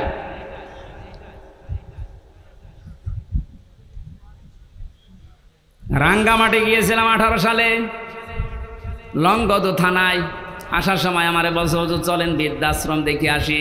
যে দেখি এক কলেজের প্রফেসর মায়ের পা ধরে কাঁদছে। ডাক দিয়ে বললাম, স্যার কি হয়েছে? আমাকে পরিচয় করিয়ে দিলেন যে এক কলেজের স্যার। মা তাকে ডাক দিচ্ছে, সন্তান আমি যখন মারা যাব তখন আমার মাথার ওপরে ফ্যানটা তুই পাল্টিয়ে নতুন ফ্যান লাগিয়ে দিবি। ছেলেটা প্রশ্ন করছে, মা তুমি তো মরিয়েই যাবা, তখন আবার ফ্যান কি হবে? মা বলে, বাবারে আজ 3 মাস আমি এখানে আসি, এ ফ্যানটা ঘোরে না।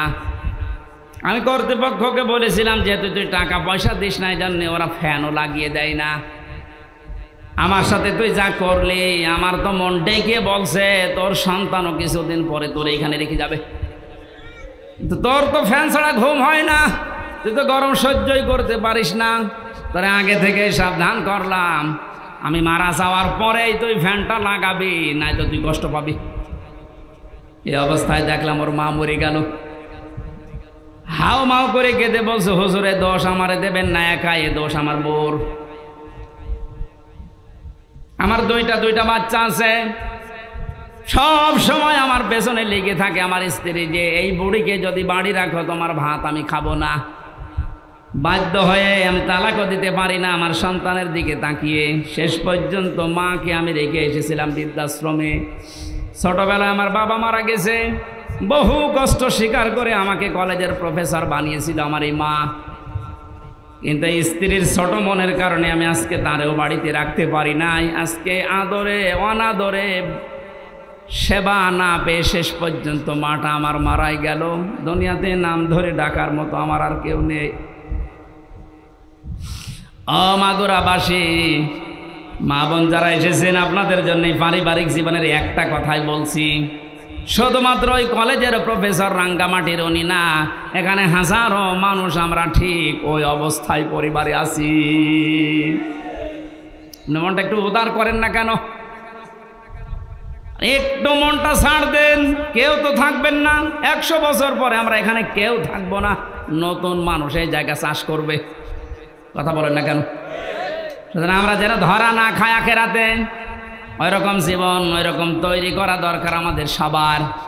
এই জন্য পারিবারিক জীবনে ওনার যা দেখলাম এই ইলিয়াসের, ওই লোকটার জীবন তো শেষ হয়ে গেল একটা মেয়ে লোকের কারণে। শেষ পর্যন্ত ঘ্যানর দেখে একদিন একটা থাপ্পড় দিয়েছিলাম, ও ছাতা গেছে মরে। এই কারণে আমার এখন যাবজ্জীবন জেল। বলেন তো, যে লোকটা 35 বছরে জেলে ঢুকেছে, 17 বছর সৌদি আরবে কাটিয়েছে, 22 বছর জেল খাটবে, ও বের হয়ে আর কি করবে? খুব বড় একটা না, সামান্য একটা পারিবারিক বিষয়ে।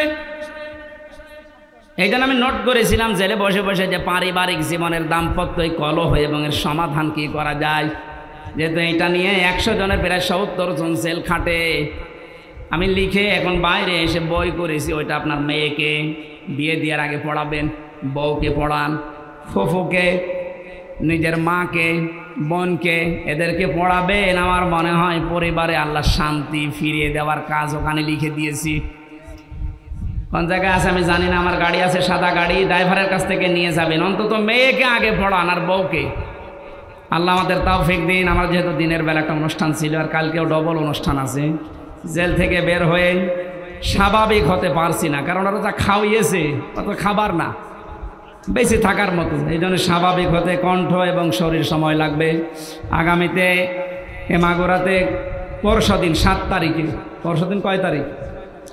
6 তারিখ, 7 তারিখে, পরশুদিনের পরের দিন 7 তারিখে মাগুরা মাহফিল আছে আমার। ওখানে মনে হয় 3টা থেকে 5টা পর্যন্ত, শ্রীপুর, মাগুরা শ্রীপুরে।